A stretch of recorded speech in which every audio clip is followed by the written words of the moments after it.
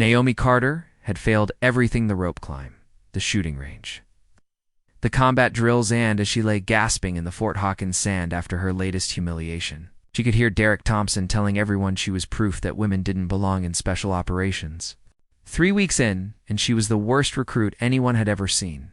Bleeding hands that couldn't grip, muscles that quit when she needed them most, tears she fought to hide every night. But when SEAL Commander Blake Harlow finally spoke to her, crouching in the dirt where she'd collapsed, he said just 4 words that changed everything. Don't you dare quit. What happened next would expose a conspiracy that went all the way to the Pentagon and prove that sometimes the greatest warriors aren't the ones who start strong, they're the ones who refuse to break. Just before we get back to it, I'd love to know where you're watching from today. And if you're enjoying these stories, make sure you're subscribed. The desert heat hit Naomi Carter like a physical wall the moment she stepped off the transport bus. Sand particles danced in the scorching air, stinging her dark skin as she squinted. Against the relentless sun, Fort Hawkins stretched before her, a sprawling complex of concrete buildings, obstacle courses, and training grounds surrounded by miles of barbed wire and empty desert. This wasn't just any military base. This was where Navy SEALs trained alongside other special operators, where the elite came to become legends, and where 95% of recruits washed out before graduation. Naomi adjusted the heavy duffel bag on her shoulder, feeling the weight of more than just her gear. At 25, she stood out immediately among the arriving recruits. Not just because she was one of only 3 women in the group of 40, but because she was the only black woman who'd made it through the initial selection process. Her athletic build, honed from years of college track, couldn't hide the nervous energy that coursed through her veins. Move it, recruits. Form up.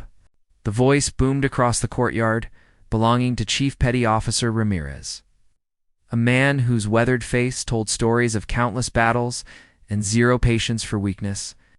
His eyes swept over the group like a predator assessing prey. Welcome to hell, ladies and gentlemen. Most of you won't last the week. Hell, some of you won't last the day.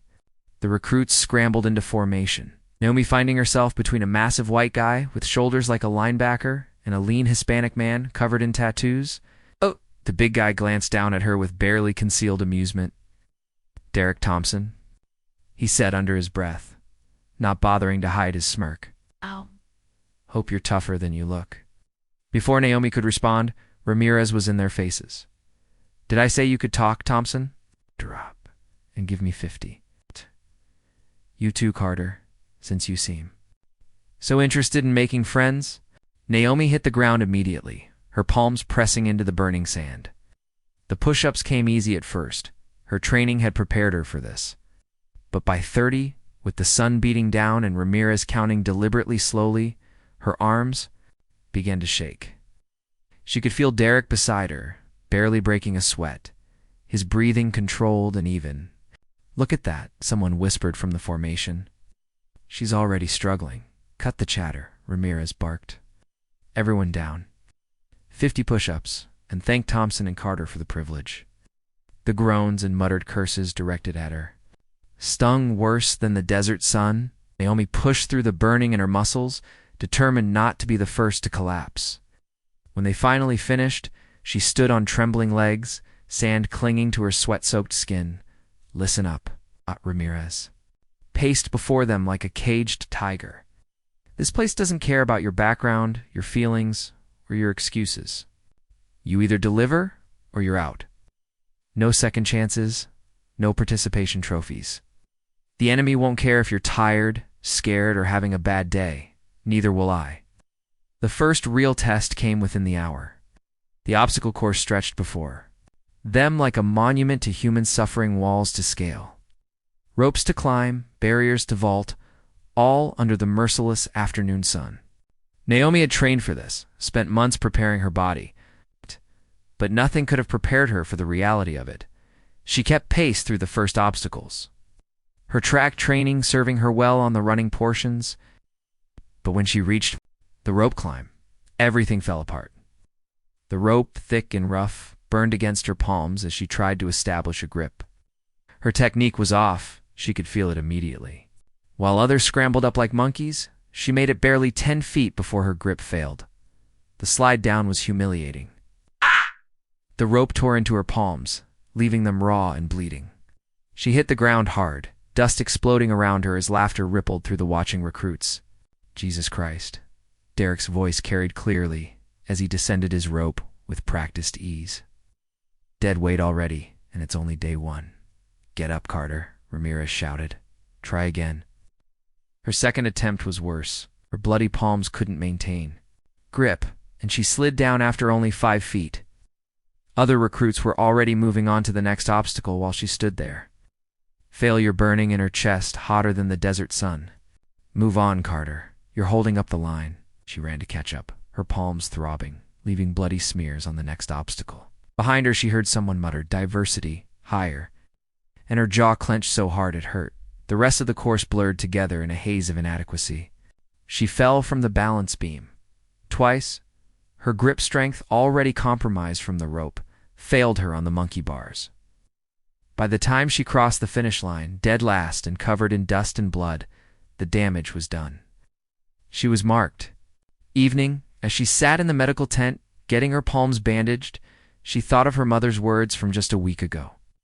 They'd been standing in the kitchen of their Chicago apartment, her mother's eyes filled with worry and pride in equal measure. They'll test you harder than anyone else, Naomi. You know that, don't you? You're not just representing yourself out there. I know, Mama. Do you? Because this isn't like college track where people cheer for you. They want you to fail. Some of them need you to fail to prove their beliefs about people like us.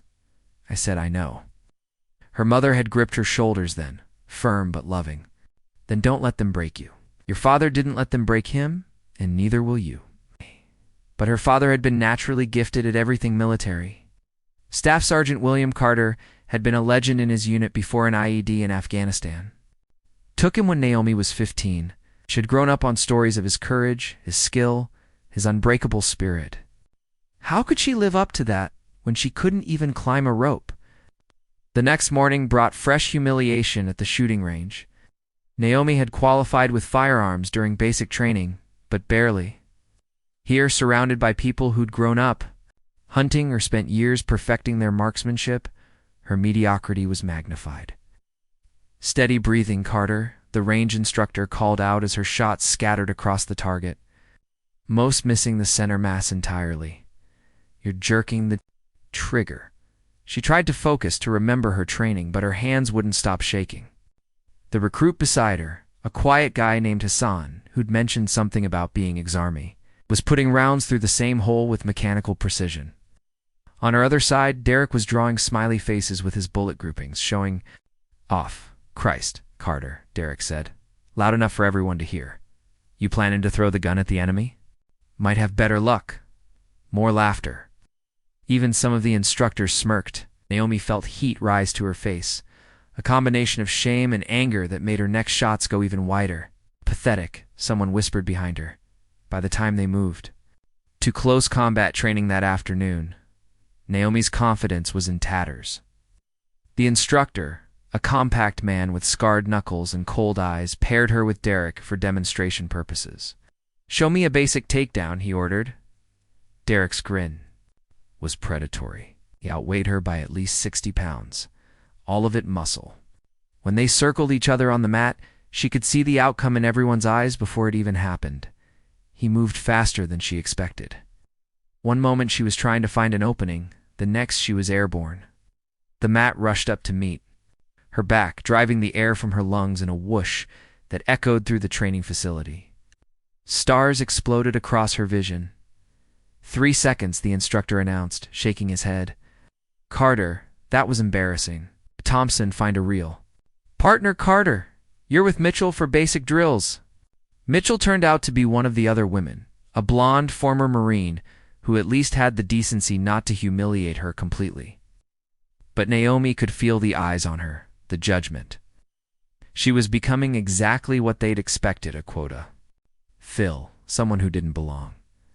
Throughout it all, she noticed him watching. Captain Blake Harlow, the SEAL Commander everyone whispered about in reverent tones. He never spoke during the training sessions, just observed from various vantage points, taking notes in a small notebook. His presence was unnerving, like being watched by an apex predator, deciding if you were worth the effort of hunting. Harlow was everything the stories suggested all.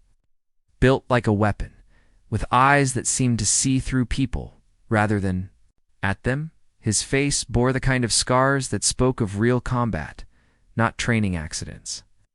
When he watched her fail again and again, his expression never changed.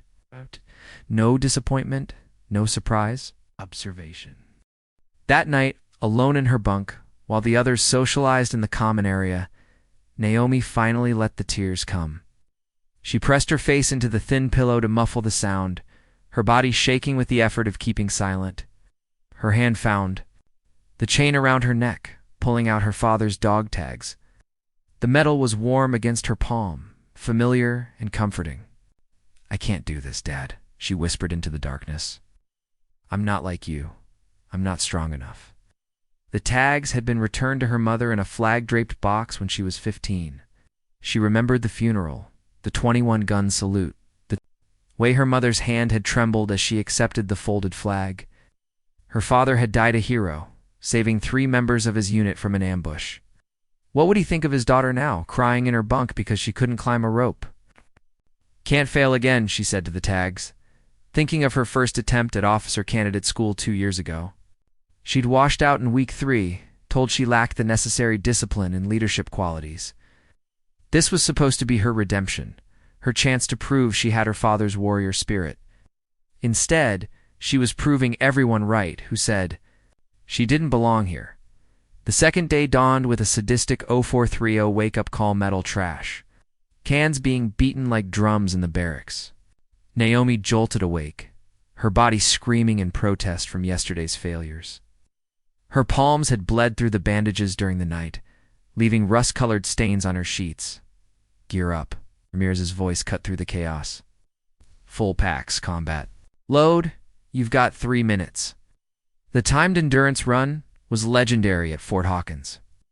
8 miles through desert terrain, carrying 40 pounds of gear in under 90 minutes. For most special operations candidates, it was challenging but doable. For Naomi, still nursing yesterday's injuries and running on 3 hours of sleep, it was a death march. The pack straps cut into her shoulders immediately. Her salvaged running form, usually her strongest asset, crumbled under the weight. While others maintained steady paces, she found herself falling behind within the first mile. The desert had no mercy loose sand that swallowed her boots. Rocks that turned ankles, and that endless, crushing sun that had barely risen but already promised misery. By mile 4, she was alone at the back, the main group a dust cloud in the distance. Her breath came in ragged gasps, each inhale bringing dry air that seemed to steal moisture rather than provide oxygen. Sweat poured down her face, stinging her eyes, soaking through her uniform. Then her body betrayed her completely. The dehydration hit like a sledgehammer. One moment she was forcing one foot in front of the other. The next, she was on her knees in the sand, the world spinning violently. The pack's weight drove her forward, face first into the dirt. "Get up," she told herself, spitting out sand. "Get up, get up, get up." But her legs wouldn't cooperate. They'd turned to water, useless and trembling.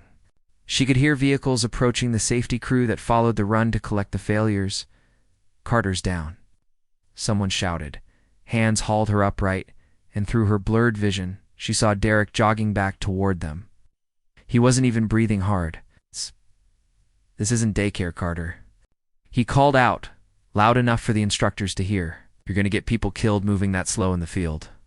"Thompson, mind your own business and finish your run," the instructor barked, but the damage was done. As they loaded her into the vehicle, she saw other recruits looking back. Shaking their heads, the medical tent became her second humiliation of the day. IVs for dehydration, lectures about proper hydration protocols, and the scarlet letter of being officially marked as a medical drop on the run. She'd have to make up the run tomorrow, on top of the regular training day. But in that tent, something unexpected happened. Emily Brennan, the quiet blonde recruit who'd been a combat nurse before, attempting special operations selection. slipped in while the medics were distracted. "Here," she whispered, pressing 2 electrolyte packets into Naomi's hand. "Mix these into your water tonight and tomorrow morning. Double up on the salt tablets, too." "Why?" Naomi asked, suspicious of kindness in this place. Emily glanced around nervously.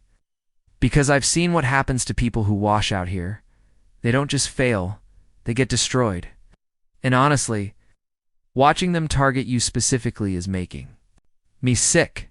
I'm not being targeted. I'm just not good enough." "Bullshit."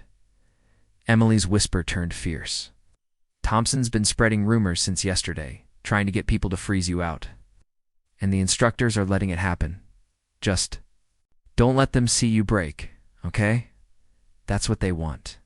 Before Naomi could respond, Emily was gone, leaving her alone with an IV in her arm and a tiny flicker of hope that not everyone wanted her to fail.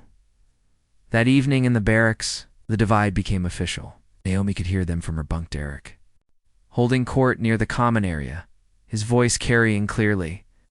"I'm telling you, she's a liability. What happens when we're in a real situation and she freezes up? What happens when someone's life depends on her keeping pace?" "Maybe she just needs time to adjust," someone suggested. Hassan, Naomi thought. "Time?" Derek's laugh was ugly. "You think the enemy gives you time to adjust? She's taken a slot someone qualified could have had. Someone who earned it." "She passed the initial selection same as us," Hassan countered. "Did she, though? Or did they need to check a box?" The silence that followed was deafening. Naomi pulled her pillow over her head, but she could still hear them placing bets. $20 says she's gone by Friday. 50 says she doesn't make it through tomorrow's remake run. 100 says she quits before anyone has to officially wash her out. She thought about her failure at officer candidate school. The words that had been used then. "Lacks necessary discipline. Unable to meet standards. It's not suited for leadership." The official language that meant you don't belong here. Her father had graduated at the top of his basic training class. He'd earned his Ranger tab on his first attempt. He'd been the soldier everyone wanted on their team. How had his DNA produced someone so inadequate? Late that night, when the barracks had finally quieted, Naomi slipped out into the darkness. The obstacle course stood empty under the moonlight, the rope climb mocking her in the shadows. Her bandaged hands protested as she gripped the rope, but she pulled anyway. She made it 6 feet before falling. She tried again. 7 feet again, 5 feet regression. "Your form's wrong." The voice from the darkness made her jump. Hassan emerged from the shadows, his expression unreadable. "You're using too much arm, not enough leg. I don't need your pity." "Good, because I'm not offering any." He moved to the rope next to hers. "Watch." He demonstrated the proper technique feat, locking the rope, using legs to push up rather than arms to pull. It looked so easy when he did it, fluid and effortless. "Your turn." For an hour, he coached her in silence, correcting her form with minimal words. She made it halfway up before her strength gave out, but it was progress. When she dropped to the ground for the last time, exhausted and shaking, he was already walking away. "Why?" she called after him. He paused without turning. "My sister was the first woman in our family to join the military. Everyone said she couldn't hack it either. She's a captain now." "Oh." Then he was gone, leaving Naomi alone with her burning muscles and confused gratitude.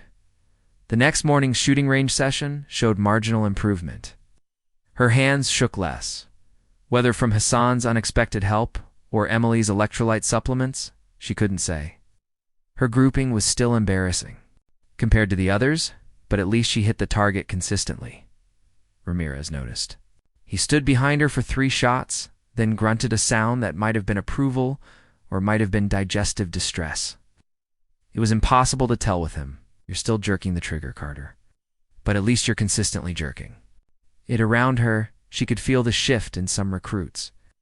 Not acceptance, not yet, but a slight reduction in outright hostility. She was still the weak link, but she hadn't quit. In this place, that counted for something. Captain Harlow continued his silent observation.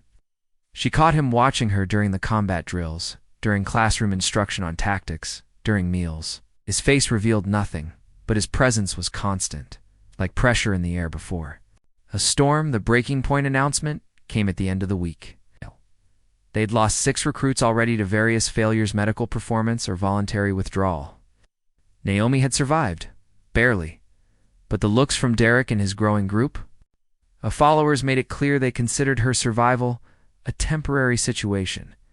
Next week, Ramirez announced to the remaining 34 recruits, "We begin aquatic operations. Hope you all can swim." The blood drained from Naomi's face. Swimming, her worst nightmare-given form. She could manage in a pool, but the combat. Swimming requirements were different: underwater breath holds, equipment swims, and worst of all, drown dash-proofing.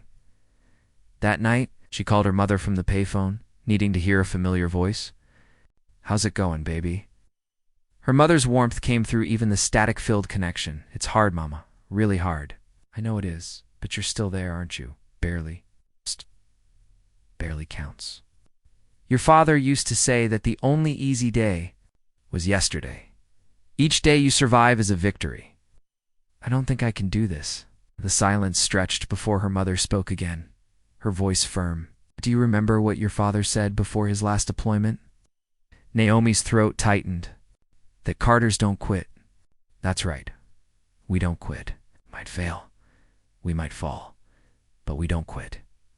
You've got his blood in you, Naomi. Trust it."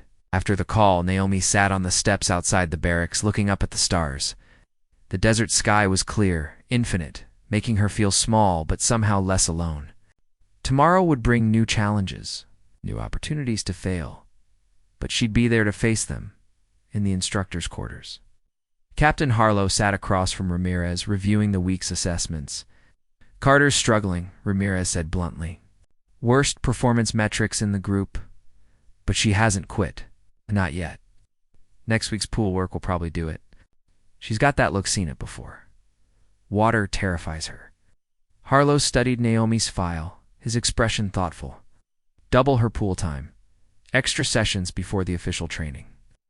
That's not standard protocol. It's nothing about this selection. Is standard." Harlow closed the file. "I want to see what she does when she's pushed past breaking, and if she breaks, then she breaks. But something tells me there's more to Carter than anyone's seeing, including Carter herself." Meanwhile, in a corner of the barracks, Derek made another late-night phone call, his voice low and urgent. "She's still here." "No, I've tried everything short of physical intervention." "Yes, sir, I understand. The pool work next week." "Yes. That might do it. ... I'll make sure of it." He hung up, unaware that Emily, returning from a late shower, had heard every word. She slipped back into the shadows, her mind racing.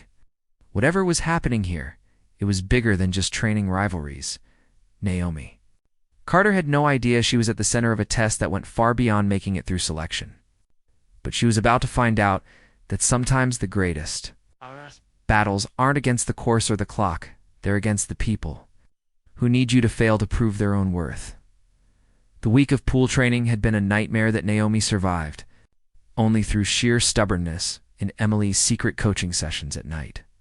But nothing had prepared her for what Ramirez called the Hell Drill, a team-based log carry across 5 miles of desert terrain that would test not just physical strength, but group cohesion. The morning sun was already brutal when the instructors divided them into teams of 6. Naomi's stomach dropped when she saw her assignment. Derek, of course, along with 3 of his followers, and mercifully, Hassan. The log itself was a telephone pole, waterlogged and weighing close to 300 pounds. "Listen up," Ramirez barked. "You move as a team or you fail as a team. Anyone drops out, everyone starts over. Time limit is 90 minutes. Move." They hoisted the log onto their shoulders, and immediately Naomi felt the disparity. His friends were all over 6 feet tall. She and Hassan, both shorter, bore disproportionate weight as the log angled down toward them. Her shoulders screamed within the first 100 yards. "Keep it level," Derek shouted, though he made no effort to adjust his height. "Carter, you're dragging us down." She gritted her teeth, trying to push up harder, but physics was against her. The soft sand made every step a struggle, and the weight felt like it was crushing her spine. Sweat poured into her eyes, blinding her. By mile 2, her legs were shaking uncontrollably. She could hear Derek and his friends talking above her, deliberately lifting their side higher, forcing more weight onto her and Hassan. "Switch sides," Hassan called out. "We need to rotate positions. No time for switches," Derek countered. "We push through, or we fail. Right, Carter? Unless you want to quit?" The word quit hit her like a slap. She forced her legs to keep moving, even as her vision began to tunnel. Mile 3. Her shoulder was wet with what she realized was blood from where the bark had worn through her uniform. Then disaster struck. Her foot caught a hidden rock, and she stumbled. The log shifted violently, and she went down to one knee. The weight drove her into the sand, and she heard her own scream of pain before she could stop it. "Drop the log," Hassan commanded. They lowered it, and Naomi collapsed beside it, her whole body shaking. She could hear Derek's voice, loud and carrying across the desert to where other teams were watching. "This is exactly what I've been saying. She can't hack it. We're gonna fail because someone wanted to play soldier." He turned to the others, gesturing wildly. "She's stealing a slot that should have gone to someone who belongs here, someone who earned it." "Thompson, shut your mouth," Hassan warned. "Or what? You gonna carry her in the log? Face it, she's dead weight. Has been since day 1. The other recruits from different teams had stopped to watch. Naomi could feel their eyes, hear their whispers. Even the instructors were circling, like vultures waiting to see if she'd quit. "Get up, Carter," Ramirez said, his voice flat. "Your team's waiting." She tried. God, she tried. But her legs wouldn't cooperate. Her shoulder was on fire, her back spasming. She made it to her hands and knees before collapsing again. "Pathetic," one of Derek's friends muttered. "A waste of time," another agreed. Ramirez crouched beside her, his voice dropping low enough that only she could hear. "You're wasting everyone's time, Carter. Do yourself a favor. Ring out. Go home, this isn't for you." Another instructor joined, him not bothering to lower his voice. "She should quit before she embarrasses herself further. It's getting painful to watch." Naomi's hands dug into the sand. Through her blurred vision, she could see other teams completing their carries. Could see the mixture of pity and disgust on faces around her. Everything they'd said about her was true. She didn't belong here. She was a quota, a checkbox, a failure trying to live up to a dead father's legacy she could never match. "I can't," she whispered to the sand. "Maybe they're right. Maybe I should just—" "Carter." The voice cut through everything else. Deep, authoritative, and unexpectedly close. She lifted her head to see Captain Harlow crouching in front of her, his ice-blue eyes locked on hers. For the first time since she'd arrived, he was speaking directly to her. "Everyone, give us a minute," he said without looking away from her. "Sir, we're in the middle of—" Ramirez started. "I said give us a minute." The authority in his voice cleared the area in seconds. Even Derek moved back. Though Naomi could feel his resentful stare, Harlow studied her for a long moment, then spoke quietly. "You're holding back. I'm giving everything I have." "No, you're not. You're thinking like a recruit trying to pass a test." "Not thinking like a recruit. Think like a survivor." "I don't understand." He leaned closer, his voice dropping too barely. Above a whisper, "Your father didn't die thinking like a soldier following rules. He died thinking like a warrior protecting his family. You have that same instinct. But you're so focused on meeting everyone else's standards that you've forgotten your own strength." Naomi's breath caught. No one had mentioned her father here. She hadn't told anyone except, "How did you?" "I knew William Carter. Served with him in Afghanistan before he transferred units. He talked about you constantly. His daughter, the runner. His daughter who never gave up even when she was dead last in a race." Harlow's expression shifted slightly, almost a smile.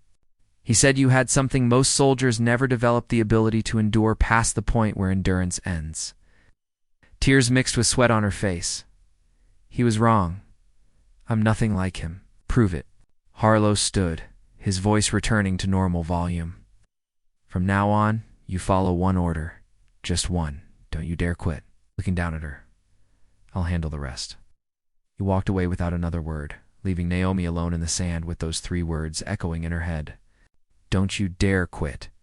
She didn't understand what he meant by handling the rest. But something in his tone, in the way he'd said her father's name, sparked something deep in her chest. Not hope exactly, but something fiercer. Defiance, maybe slowly. Painfully, she got to her feet. Her team was standing by the log. Derek's arms crossed, his expression disgusted. We're finishing this, she said, her voice rough but steady. You can barely stand, Derek started. We're finishing this. She moved to the log, took her position. Together or not at all. Hassan moved to support more of her weight without being asked. They lifted, and this time, when the weight hit her shoulder, she embraced the pain instead of fighting it. Each step was agony, but she'd found something beyond the physical applause, where pain became irrelevant, where only the next step mattered. They crossed the finish line dead last, 20 minutes over the time limit. But they crossed it. That night, alone in the shower block, Naomi carefully cleaned the wound on her shoulder. The conversation with Harlow played on repeat in her mind. He'd known her father. More than that, he'd served with him. Said anything before? What did he mean by handling the rest? She found herself writing his words in her notebook that night. Don't you dare quit. She tore the page out and taped it above her bunk, where she'd see it every morning. It wasn't much, but it was an order. The only one that mattered. Derek saw the note and scoffed. Motivational quotes won't make you a better soldier, Carter. She didn't respond, just lay back and stared at the words until lights out. 3 days after the hell drill, something shifted. Naomi woke at 30 minutes before the usual wake-up call. She slipped out to the obstacle course in the pre-dawn darkness and stood before the rope climb that had defeated her that first day. Her palms were healed now, calloused and tough, locked it with her feet the way Hassan had. Shown her and began to climb. Not with her arms, that was the mistake she'd been making. She pushed with her legs, using her arms only for stability.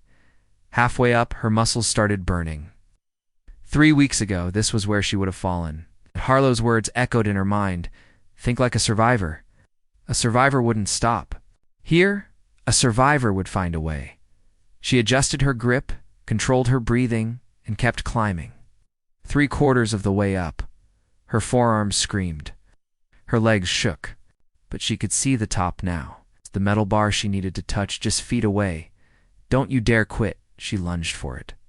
Slapped the bar with her palm, and the clang of metal echoed across the empty training ground. For a moment she hung there, disbelieving she'd done it. She'd actually done it. The controlled descent was almost harder than the climb, but she managed it without falling. When her feet hit the ground, she found she wasn't alone. Ramirez stood 20 feet away, coffee mug in hand, watching her.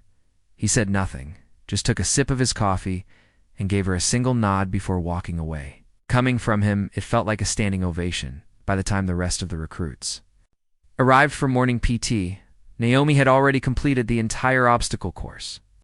She wasn't the fastest, wasn't the strongest, but she'd finished. When they ran it as a group, she climbed that rope without hesitation. And the shock on Derek's face was worth every burning muscle. Lucky climb, he muttered as she passed him. But at the shooting range that afternoon, luck had nothing to do with it. Captain Harlow appeared for the first time during regular training, standing directly behind her station. His presence should have made her nervous, but instead, it steadied her. Breathe, he said quietly, so only she could hear. Your father used to say shooting was like running. Rhythm matters more than speed. She found the rhythm. Squeeze between heartbeats, breathe out slowly, let the trigger surprise you. The first shot hit center mass, so did the second and the third. Better Ramirez grunted from behind them. When her final grouping showed a bullseye and tight cluster, he actually looked impressed. Looks like Carter finally showed up to training. Whispers spread through the range. Recruit who couldn't hit the broadside of a barn had just outshot half the class. Emily caught her eye and smiled. Hassan gave her a subtle thumbs up. Derek's reaction was less positive. After training, he cornered her behind the equipment shed, his face red with anger. I don't know what game you're playing, Carter, but it ends now. I'm not playing any games. I'm just trying to bullshit. The commander's giving you special treatment. Private pep talks. Extra coaching. That's not how this works. You're right, she said, surprising him. It's not. So ask yourself why. A SEAL commander would waste time on someone who doesn't belong here. Unless maybe, just maybe, I do belong.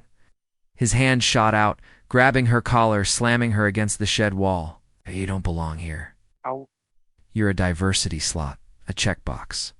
And everyone knows it. Let her go. Hassan's voice came from behind Derek, cold and dangerous.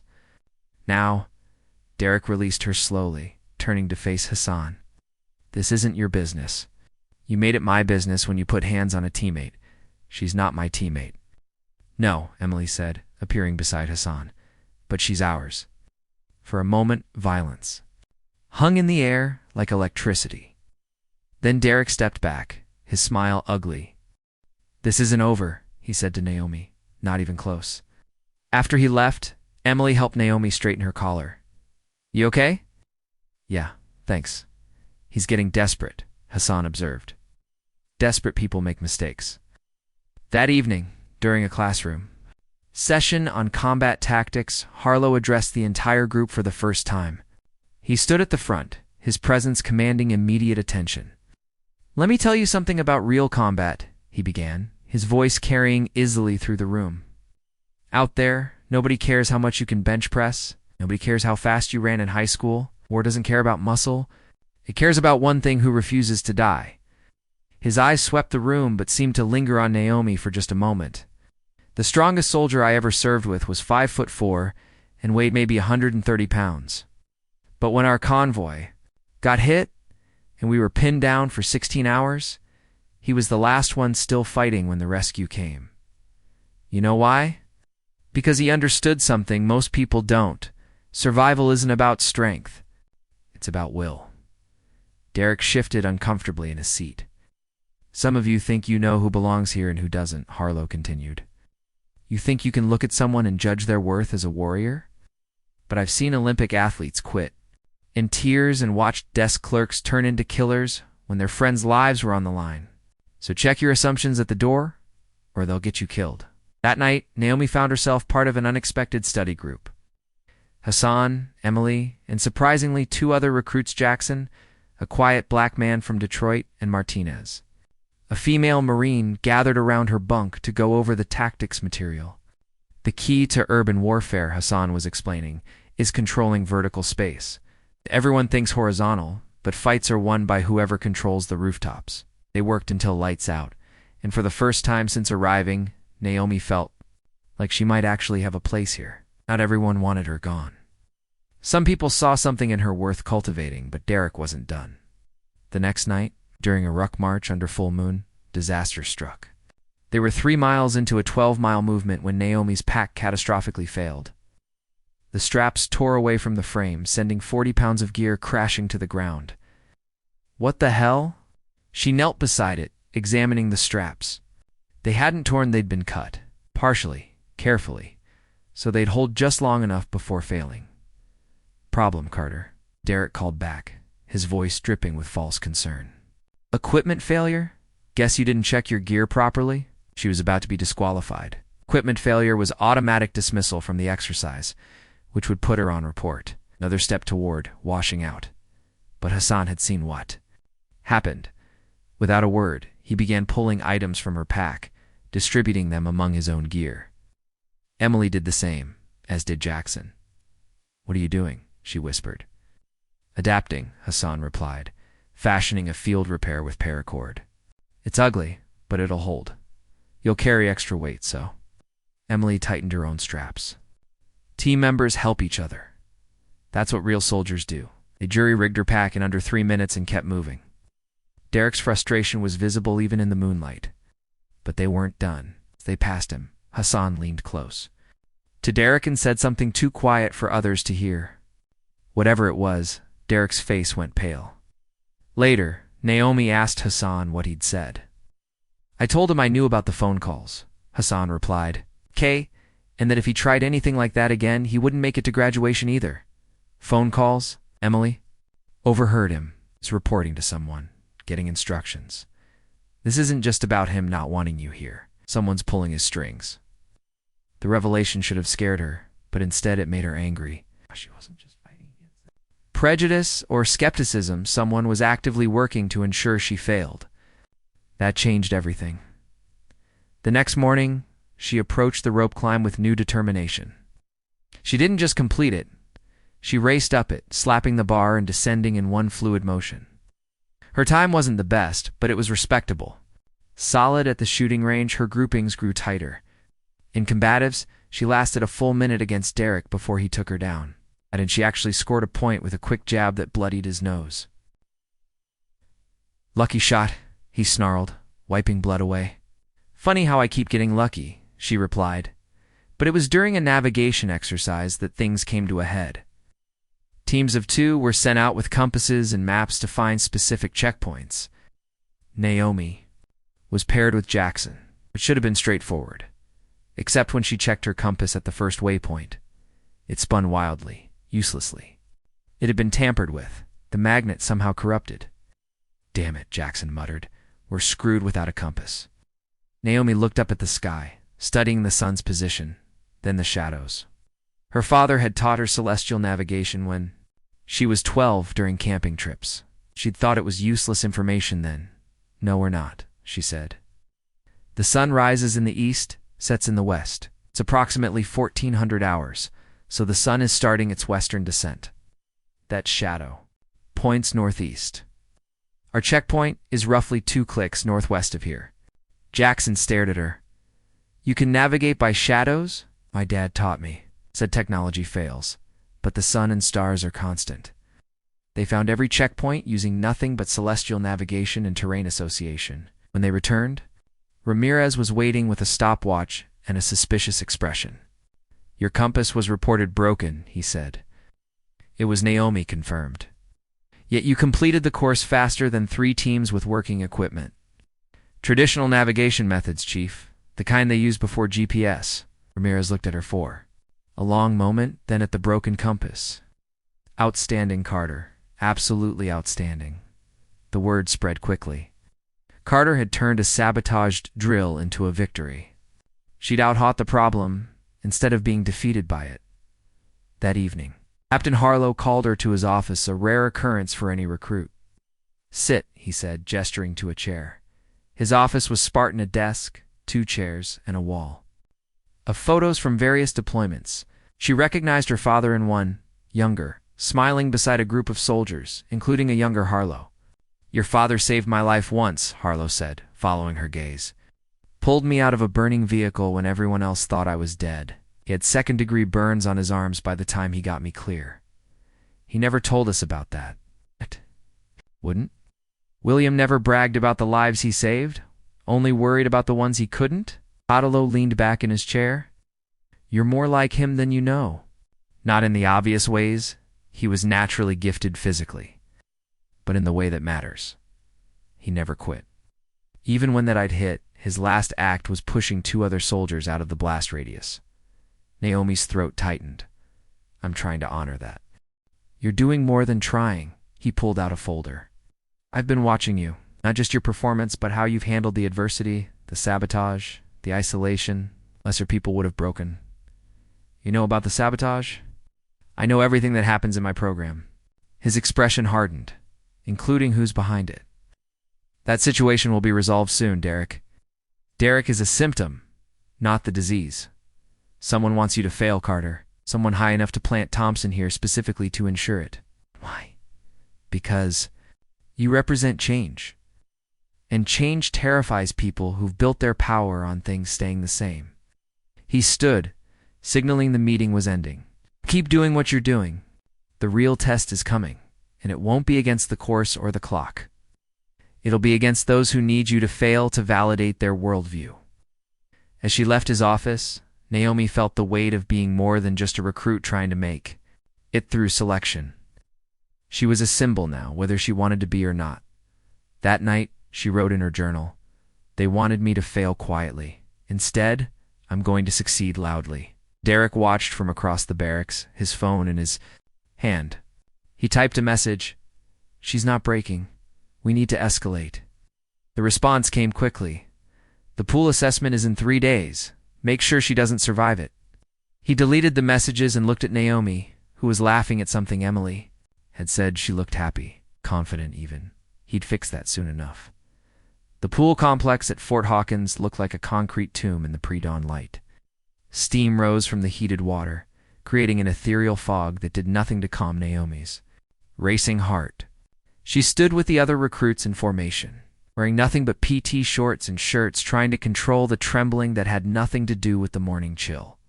"Listen up," Ramirez's voice echoed off the walls. "Drown-proofing is about mind over matter. Your body will tell you you're dying. Your brain will scream for air, but if you panic, you die. In combat, if you can't handle water, you're a liability." The pool was 12 feet deep, its bottom painted dark blue, making it look bottomless. Equipment stations were set up along the edge rope, weights, and medical personnel standing by with oxygen and defibrillators. The sight of the medical team made everything real. People had died doing this. "The exercise is simple," Ramirez continued. "Hands bound behind your back, feet bound together. You'll enter the water and survive for 20 minutes. You'll perform a series of tasks: bobbing, floating, swimming to the bottom to retrieve objects, and treading water. The pool edge fails. Anyone rescued fails. Anyone who fails is on immediate probation." Naomi's mouth went dry. In the locker room earlier, she'd thrown up twice.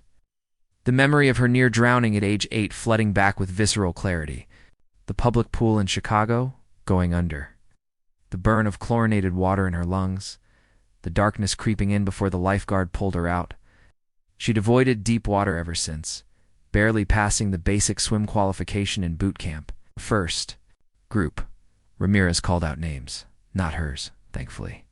She watched as 6 recruits had their hands and feet bound with waterproof restraints. One by one, they entered the pool. The first recruit lasted 30 seconds before panicking, thrashing wildly, until instructors pulled him out. He sat on the pool deck gasping, his military career effectively over. The second made it 3 minutes before giving up. By the time the first group was done, only 2 of 6 had passed. Second group: Morrison, Hughes, Thompson, Brennan, Reeves.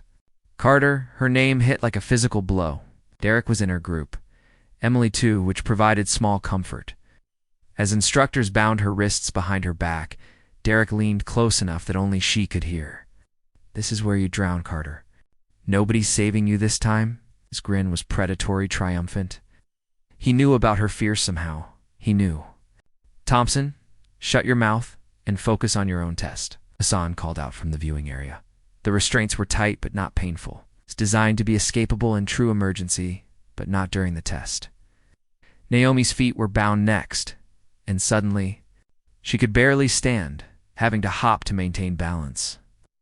"Enter the water on my command," Ramirez ordered. 3, 2, 1, execute. The shock of immersion was immediate and total. Naomi had tried to take a deep breath, but the cold water drove it from her lungs. She sank immediately, the weight of her bones and muscle dragging her down. Panic flooded her system, primal and overwhelming. She hit the bottom hard, feet first, and pushed up desperately. Her head broke the surface, and she gasped for air before sinking again. This was the bobbing technique. Use the bottom to push up, grab a breath, sink, repeat.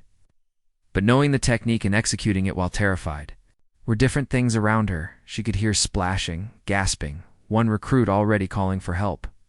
But she couldn't focus on them. Push, breathe, sink. Push, breathe, sink. Then something slammed into her underwater body, moving fast and deliberate. Derek, the impact sent her spinning, disoriented. She couldn't find the bottom, couldn't tell which way was up. Her lungs screamed for air. Another impact, this one to her ribs. He was swimming into her intentionally, making it look like struggle, like accident. She opened her eyes underwater, the chlorine burning, and saw him coming. Again. This time she twisted, using her bound legs like a tail to avoid him. But the damage was done. She'd been under too long. Her vision was going dark at the edges. Every instinct screamed to breathe, even though she was still underwater. This was how drowning happened, the body overriding. It's the mind's knowledge that breathing water meant death, Captain. Harlow's voice echoed in her memory. Don't you dare quit. Her father's voice, from those camping trips. When you're lost, go back to basics. At one step, one breath, one moment at a time. Her feet found the bottom. She pushed with everything she had, breaking the surface with a desperate gasp. Derek was right there, ready to hit her again, but Emily suddenly appeared between them, her own struggle conveniently blocking his path. Float phase, Ramirez called out. On your backs, 5 minutes. This was supposed to be the easy part, but with hands and feet bound, maintaining a back float required perfect breath control and body position. Naomi arched her back, filled her lungs, and tried to relax. But relaxation was impossible with Derek circling like a shark. He swam close, his wake disturbing her float, forcing her to work harder. Every time she stabilized, he'd create waves that threatened to flip her face down. The instructors either didn't notice or didn't care. This was part of the test, dealing with adverse conditions. Retrieval phase. Dive to the bottom, retrieve. Your designated weight, return to surface. Colored weights lay scattered on the pool bottom, each recruit assigned a specific one. Naomi's was red, 12 feet down in the deepest part. She hyperventilated carefully, preparing for the dive, when she noticed something wrong. Her weight wasn't where it should be. It had been moved to the very center of the deep end. Directly under the diving platform where the water was 15 feet deep, Derek surfaced near her, smiling. He'd moved it during his own retrieval. The rage that flooded her was useful. It burned away the fear. She took 3 deep breaths, expelled the last one completely, and dove. With her legs bound, she had to undulate like a dolphin, using her core muscles to propel herself down. The pressure built in her ears, her chest feeling like it might implode.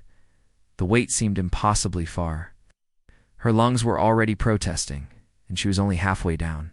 But quitting meant failure, and failure meant Derek won. That thought drove her deeper. Her feet touched the weight. Now the impossible part, getting it to the surface without hands. She gripped it between her feet, the rough metal cutting in two. Her ankles through the restraints and began the agonizing journey up. Halfway to the surface, her body betrayed her. Her diaphragm spasmed, trying to force her to breathe. She clamped her jaw shut, vision going red. The surface looked like a mirror above her, beautiful and unreachable. She thought of her father dying in that IED blast, using his last seconds to save others. She thought of her mother's tears at the funeral, the folded flag, the words, "Your father was a hero." Her head broke the surface just as her control shattered. She gasped, coughed, nearly dropped the weight, but managed to hold it with her feet long enough for confirmation from the instructors. Carter, retrieval complete. The relief was overwhelming, but it was short-lived. Treading phase, 5 minutes, no floating. This was the killer. With hands and feet bound, treading water required a modified dolphin kick that engaged every muscle in the core and legs. After 30 seconds, lactic acid started building. After a minute, it felt like her muscles were on fire. Derek swam close again, and this time, someone else saw it. Hassan from the pool deck shouted, "Instructor, Thompson is interfering with other recruits. Thompson, maintain distance." Ramirez barked, but the damage was accumulating. Naomi's muscles were failing, her kicks becoming weaker. Water lapped at her face, and she got a mouthful, choking. 3 minutes in, she was barely keeping her nose above water. Then she heard a Timolese voice, calm and steady. "Carter, find the rhythm. Small kicks, continuous, like running in place." The advice saved her. She stopped trying for big, powerful movements and found a sustainable rhythm. Small, rapid kicks that kept her head just above water. It wasn't pretty, but it worked. For minutes, her abs were screaming. Her legs felt like they were being torn apart. 4:30. Derek had drifted close again, despite the warning. His own treading looked effortless, his height and muscle mass advantages on full display. "She's going under," he said, loud enough for others to hear. Look at her. She's done, but she wasn't. Not yet. 5 minutes. Exercise complete. The instructors moved in quickly, cutting restraints and helping exhausted recruits to the pool edge. Naomi's legs gave out completely the moment the restraints were cut. Hassan and Jackson had to pull her from the pool, her muscles in full revolt. She lay on the deck, gasping, her entire body shaking uncontrollably. But she'd done it. She'd passed. Outstanding work, Carter. Captain Harlow's voice came from above. Her? She hadn't even known he was watching. That's what mental toughness looks like. Derek's face was twisted with frustration as he climbed out of the pool. His plan had failed. Again, in the women's locker room afterward, Emily helped Naomi. To a bench. Her legs still wouldn't support her weight properly. Derek was trying to drown you, Emily said quietly. It wasn't training. That was attempted murder. I know. We need to report this. No. Naomi's voice was firm, despite her exhaustion. Harlow already knows. He's watching everything. If we report it officially, Derek gets removed, but whoever's behind him, just send someone else. Better the enemy we know. Emily was quiet for a moment. You're tougher than you look. You know that? I'm just too stubborn to quit. That evening, Hassan found Naomi in the dining facility. Her hands were still shaking too badly to hold her. Fork steady. I saw what happened in the pool, he said, sitting across from her. All of it. I've been keeping notes. Notes? Pulled out a small notebook. Every incident of sabotage. Every suspicious interaction. Every time Derek makes a phone call, he slid it across to her. Started after the compass incident. Figured someone should document this. Naomi flipped through the pages, seeing detailed observations in Hassan's neat handwriting. Times, dates, locations, direct quotes. It was thorough enough to be evidence. Why? She asked. Because my sister faced the same thing. Different place. Different people, but the same pattern. Someone high up wanted her gone, but she had friends who documented everything. When it finally came to light, 3 officers were court-martialed. He took the notebook back. You're not alone in this. Carter, none of us are going to let them win. Later that night, Derek made another phone call from behind the equipment shed. Not knowing that Emily was in the shadows, recording with her phone, she passed the drowned dash-proofing, ... Yes, I did everything you said, ... No, she had help. I understand. The mountain exercise? Yes, sir. I'll make sure she doesn't come back from that one. Emily slipped away silently, her phone holding evidence that would soon change everything. The morning after the pool assessment, everything felt different. Naomi walked into the dining facility to find conversations stopping, heads turning. For once, the looks weren't dismissive or hostile. There was something else: respect, maybe even awe. Heard you pulled off a 15-foot retrieval with Thompson trying to drown you? A recruit named Stevens said as she passed his table. That's legendary stuff, Carter? She nodded, uncomfortable with the attention, and got her breakfast. When she sat down, she found herself surrounded, not just Emily and Hassan, but Jackson, Martinez, and 3 other recruits she'd barely spoken to before. What Thompson did yesterday was wrong, Martinez said bluntly. We all saw it. You need backup. You got it. The shift was seismic. 3 weeks ago, she'd been a pariah. She had allies. Not everyone Derek still had as followers, but enough that she no longer felt alone. Captain Harlow addressed the entire group that afternoon, his presence commanding immediate attention. Yesterday's pool assessment had a 40% failure rate, he announced. Those who passed demonstrated something beyond physical capability. They showed adaptability under extreme stress. Carter, she snapped to attention, surprised to be singled out. Front and center. She moved to stand beside him, aware of every eye in the room. What you all witnessed yesterday was someone who didn't just survive. She adapted. And her equipment was sabotaged, yes. We know about the weight being moved. She didn't complain. She didn't quit. She solved the problem. His eyes swept. The room, that's what makes a warrior. Not strength, not speed, but the ability to adapt when everything goes wrong. He dismissed her back to her seat, but the message was clear.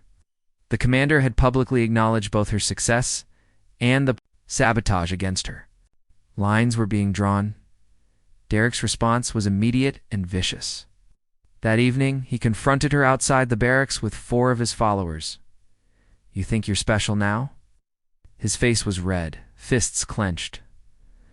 "The commander's pet project?"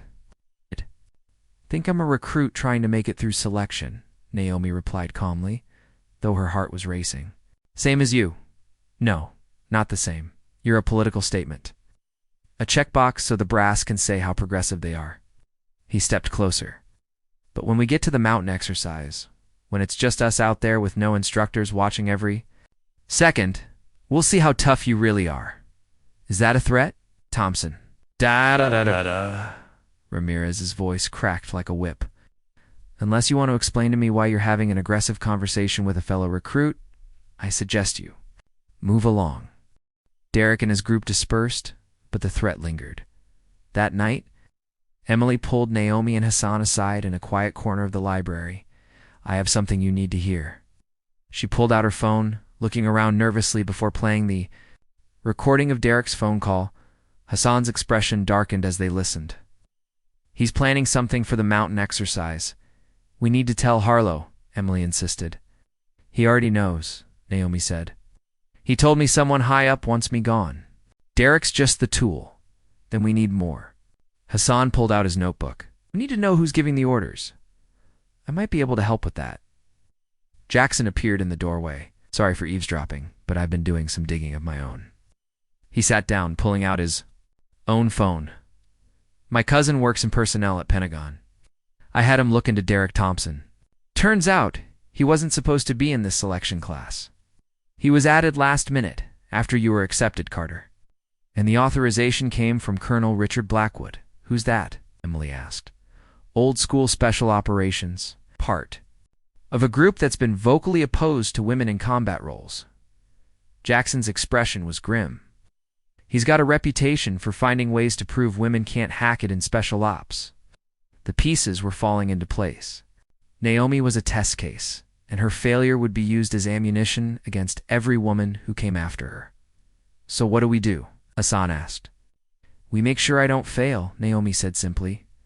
Over the next 3 days, an unofficial support network solidified around her. Hassan worked with her on combat techniques every evening. Emily helped her with the medical and technical knowledge tests. Jackson and Martinez ran extra PT with her every morning. Even some of Ramirez's treatment seemed less harsh. Though he remained professionally distant, the transformation in her performance was dramatic. The morning run that had nearly killed her 3 weeks ago now felt manageable. She was hitting consistent bullseyes at the shooting range. In hand-to-hand combat, she could hold her own for several minutes, using technique to compensate for size disadvantage. "You're different," Captain Harlow observed during one of his rare direct interactions. They were at the range, and he'd been watching her shoot. Not just better, different. "I stopped trying to be my father," she admitted, surprising herself with the honesty. "Started trying to be myself." "And who is that?" She thought for a moment. "Someone who refuses to quit. Not because she's naturally strong or gifted, but because quitting would mean they were right about people like me." Harlow nodded slowly. "Your father would be proud, not because you're following in his footsteps, but because you're making your own path." That afternoon, during a land navigation exercise, Naomi's compass mysteriously worked perfectly because Hassan had switched it with his own when the instructors weren't looking. When her ruck frame started to fail during a march, Jackson silently fixed it with spare parts he just happened to have. When Derek tried to isolate her during combat drills, Emily and Martinez consistently partnered with her. She wasn't alone. Anymore, for every attempt at sabotage, there was someone watching her back. But Derek was getting desperate. She could see it in his eyes, in the increasingly reckless nature of his interference. Whatever deadline he was working under was approaching. Late. One night, Naomi couldn't sleep. She walked outside to find Captain Harlow standing alone, looking at the stars. "Can't sleep, Carter. Too much on my mind, sir." He was quiet for a moment. "You know what's really happening here, don't you? Being tested, but not just by the course. You're a symbol, whether you want it to be or not. Your success or failure." will affect every woman who comes after you. He turned to look at her. That's not fair. It's too much weight for one person to carry. It's the weight I've got, sir. Your father said something similar once. We were pinned down, outnumbered 5-1. I asked him how he stayed so calm. He said, this is the fight I've got, so this is the fight I'll win. Did you win? We survived. Sometimes that's the same thing. He paused. The mountain exercise starts in 2 days. It's going to be the hardest thing you've faced here. Harder than everything so far. It's different. Out there, it's easier for accidents to happen, for people to disappear. You understand what I'm saying? Sir, good. Trust your team. Trust your instincts. And remember, don't quit. I know, sir, I was going to say. Remember that we're watching. Even when you think you're alone, you're not. The next day brought an unexpected development. During a classroom session on tactical planning, Derek's phone rang. He'd forgotten to silence it, a major breach of protocol. Ramirez was on him immediately. Thompson, you know the rules. Phone goes in the box now. Derek's face went pale. Chief, I now. As Derek reluctantly placed his phone in the contraband box, Naomi saw his hands shaking. That phone was his lifeline to whoever was controlling him. Without it, he was cut off. During the lunch break, Emily managed to get close to the box. Couldn't take the phone, but she could see the screen through the clear plastic. Text message was visible. Mountain exercise is your last chance. Don't fail me again. That evening, the tension was palpable. Derek was like a caged animal, pacing. Agitated, he tried to get his phone back, claiming a family emergency, but Ramirez wasn't buying it. You'll get it back after the mountain exercise, Thompson. Focus on preparing. In the women's barracks, Emily, Martinez, and Naomi huddled together planning. He's going to be desperate out there, Martinez said. Without his handler's guidance, he might do something really stupid. Or really dangerous, Emily added. Let him, Naomi said, her voice steady. I've got all of you watching my back. And Harlow said, we won't really be alone out there. You trust him? Martinez asked. My father did. That's enough for me. The night. Before the mountain exercise, Naomi found a note tucked into her gear. It's unsigned, but she recognized Harlow's handwriting. Western Ridge, 3rd checkpoint. If things go bad, signal fire. We'll be watching. She burned the note immediately, but memorized the message. At the final briefing, Ramirez laid out the exercise parameters.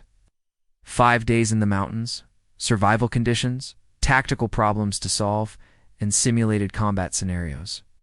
Teams of 6, chosen by the instructors. Team 4, Thompson, Carter. Hassan, Brennan, Jackson, Martinez. The placement was deliberate. Naomi's allies and her greatest threat altogether. Harlow was setting up a final confrontation, controlling the variables. Derek's smile was cold when their eyes met. Without his phone, without his handler, he was unpredictable. But Naomi smiled back, something her father used to do before a mission then. Smile of someone who'd already decided they were going to win. Mount up, Ramirez commanded. Transport leaves in 30 minutes. As they loaded their gear, Hassan moved close to Naomi. Whatever happens out there, we've got your back. I know, she replied, checking her rifle one more time. That's why we're going to win. The trucks rolled out as the sun set, carrying them toward the mountains, and what everyone knew would be the decisive battle. Harlow watched the convoy through his night vision, his own team of instructors prepared to shadow the exercise. Sir, Ramirez said quietly, Thompson's going to try something. I'm counting on it, Harlow replied. Ow. Expose a cancer is to let it reveal itself. In the back of Truck 4, Naomi felt the weight of her rifle, the pressure of her gear, and the presence of her team. 3 weeks ago, she'd arrived here alone and overwhelmed. Now she was ready for war. The mountains loomed ahead, dark and unforgiving. But she wasn't afraid anymore. She'd been broken down and rebuilt, tested and tempered. Whatever Derek and his handlers had planned, she was ready. The truck hit a bump, and her father's tags bounced against her chest. She gripped them briefly, thinking of his words one more time. Carters don't quit. No, she whispered to herself, we don't. The mountains were nothing like the desert. Here the cold bit through their gear at night, and the thin air made every movement feel like running through water. By day 3 of the exercise, Team 4 had successfully completed 4 tactical objectives. But the tension between Derek and the rest of the group had reached a breaking point. They'd established their patrol base on a ridgeline following proper security protocols. Naomi had taken first watch with Hassan, while Derek sulked by the fire with his remaining supporters. 2 recruits named Briggs and Coleman, who still believed his poison. Contact north. Hakkison's whispered warning came just after midnight. Team moved into defensive positions as instructors playing enemy forces approached their perimeter. This was the night ambush scenario, designed to test their response under pressure. Carter, take point, Hassan said, recognizing her tactical understanding had grown sharper than anyone expected. Emily, Jackson, left flank. Martinez, right. Derek, you and your boys provide base of fire. Derek's face twisted in the darkness. I don't take orders from the first smoke grenade exploded 20 meters away, followed by the crack of blank ammunition. The ambush was on. Move, Naomi commanded, her voice cutting through the chaos. She led them through a tactical withdrawal she'd studied just 2 nights before, using terrain to mask their movement. Emily and Jackson provided covering fire, while Martinez guided them too. A secondary position they'd scouted earlier, it was textbook execution.com under pressure, but Derek wasn't following the plan.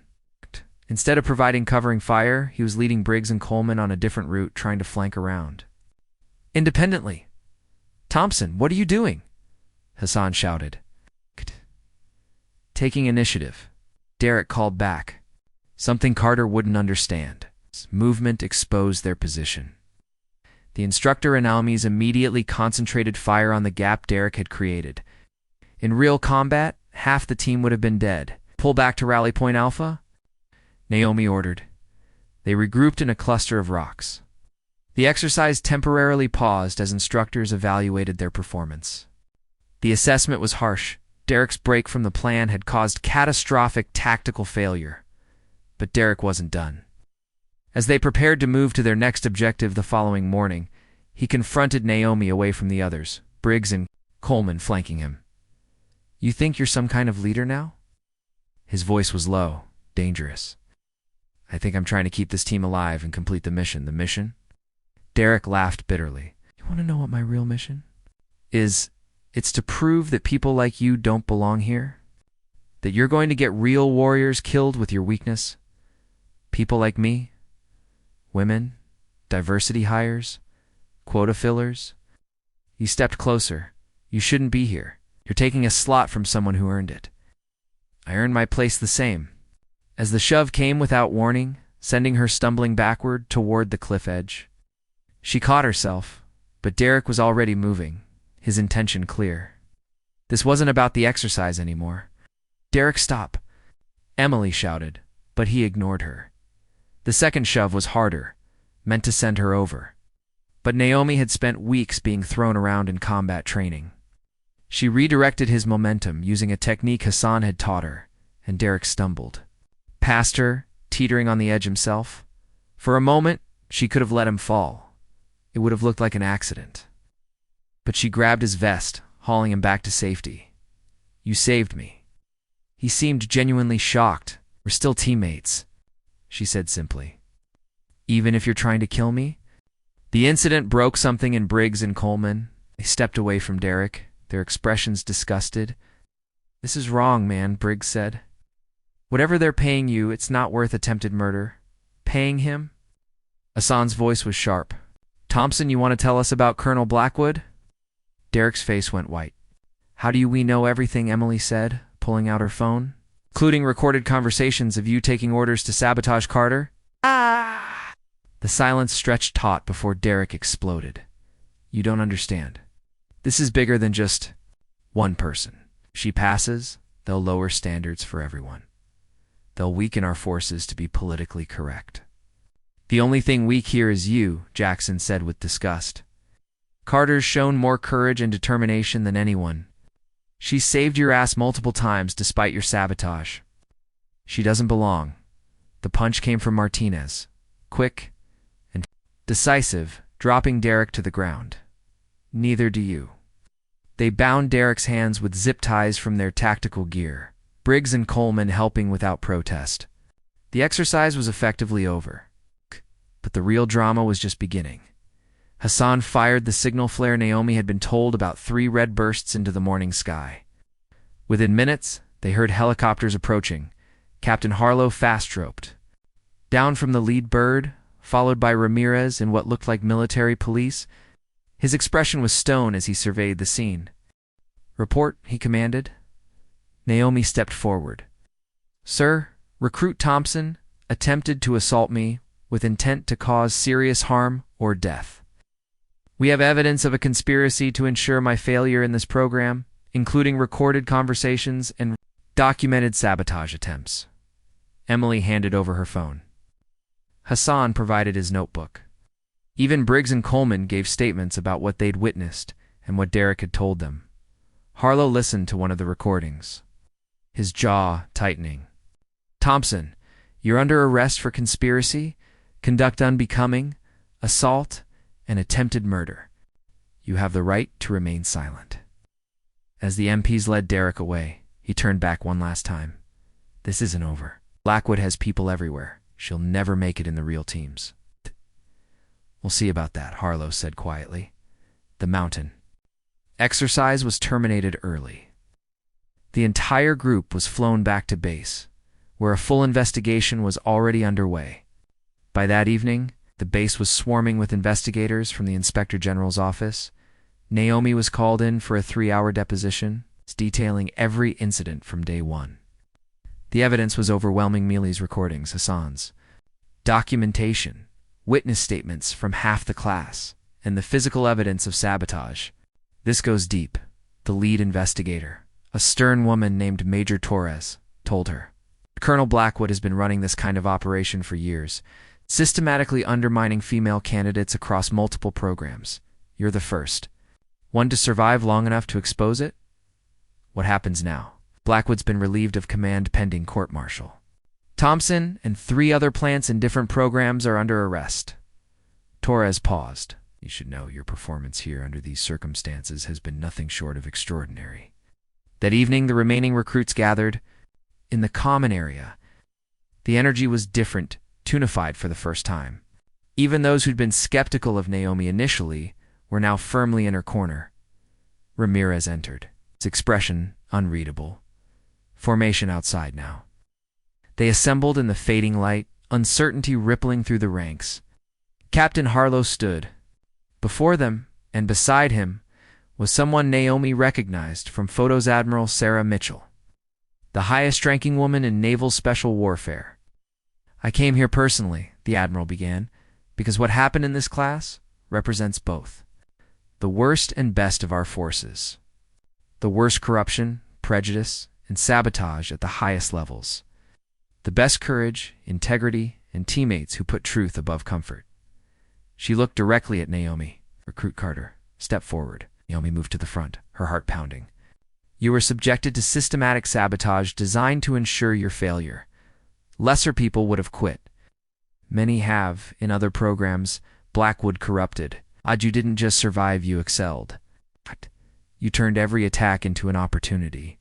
To prove your worth, you saved the life of the man trying to end your career. That's not just strength, that's character."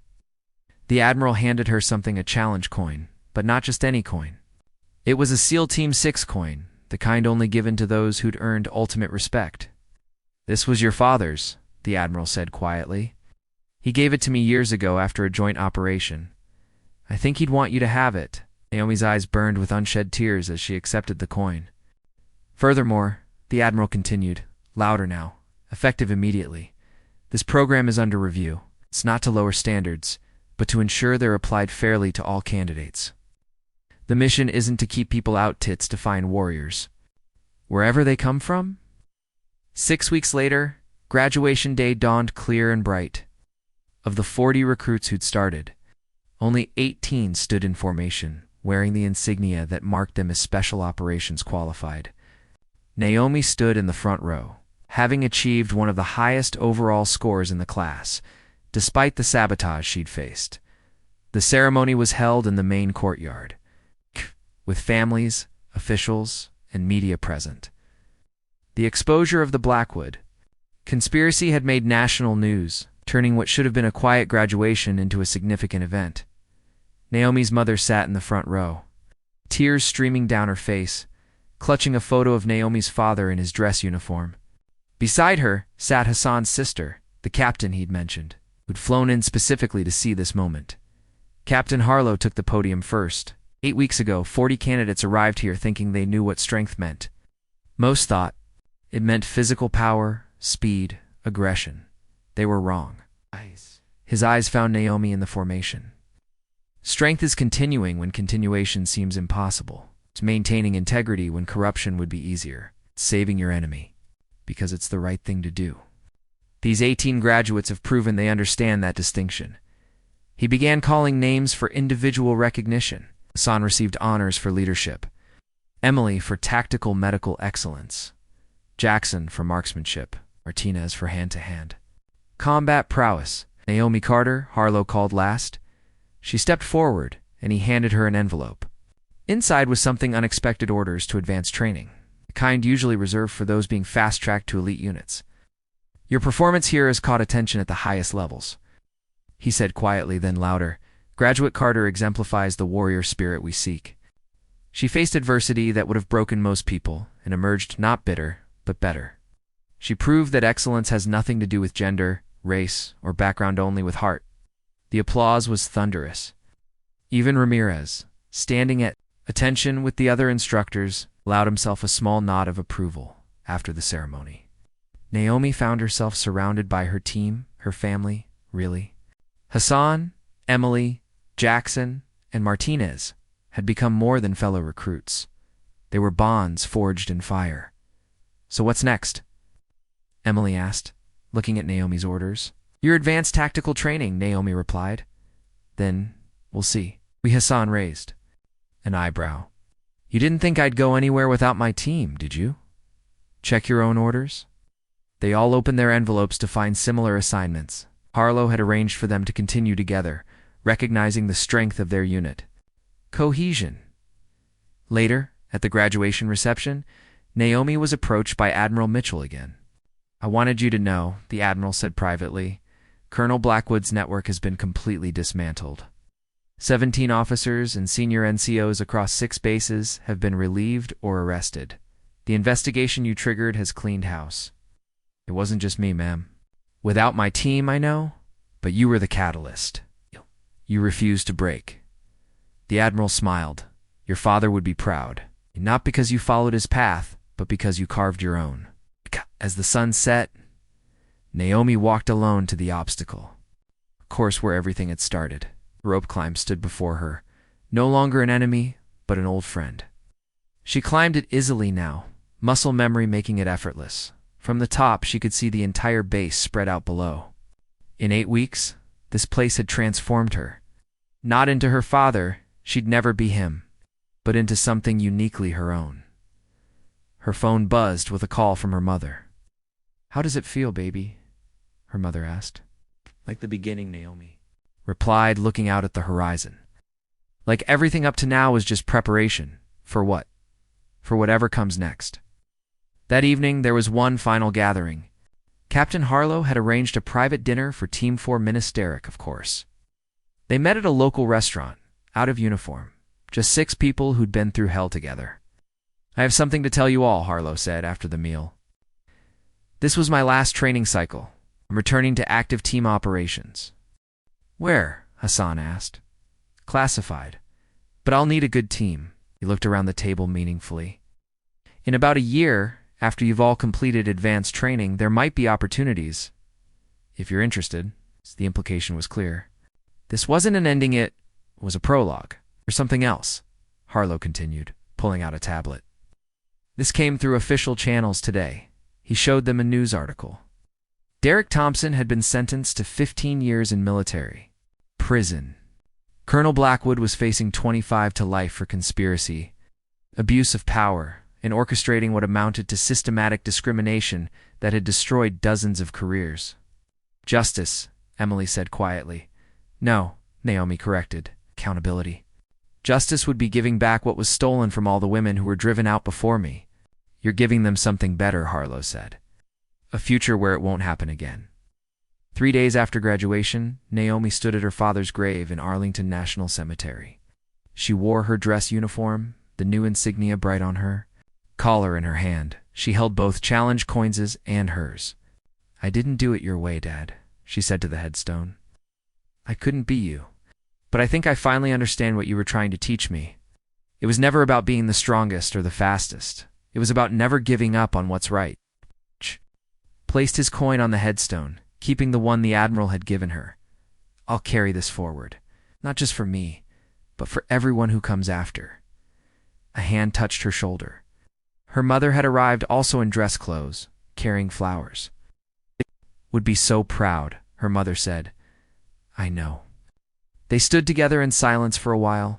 3 generations of fighters past, present, and future. Later that afternoon, Naomi received a message from an unknown number. She almost deleted it, but something made her open it. Cadet Carter. You don't know me, but I'm starting Special Operations Selection next month. I'm the only woman in my class. I've been following your story. Thank you for showing it's possible. Second Lieutenant Riley Jackson. Naomi smiled and typed back. It won't be easy. They'll test you harder than anyone else. You'll want to quit. Every single day. Don't. Trust your team, trust yourself, and remember you belong there as much as anyone. When it gets dark, and it will, remember you're not alone. We're all watching, and we're all rooting for you. She hit send, then added, P.S. If anyone named Blackwood shows up, document everything. Roger that, ma'am. 6 months later, Naomi stood in a briefing room at a classified location, looking at surveillance photos of a high-value target. Round her sat her team: Hassan, Emily, Jackson, Martinez, and Captain Harlow. They'd all completed advanced training, exceeded every expectation, been selected for a new kind of unit, one that valued diversity as a tactical advantage. This is our first real mission, Harlow said. Everything up to now has been preparation. Just like you said, Hassan noted, glancing at Naomi. She studied the target package, her mind already working through tactical possibilities. The scared recruit who couldn't climb a rope was gone. In her place stood a special operations warrior who'd earned her place through fire and determination. When do we deploy? She asked. 48 hours. Good. She looked around at her team, her family. We're ready. As they began mission planning, Naomi thought about that first day at Fort Hawkins when Derek had called her dead weight.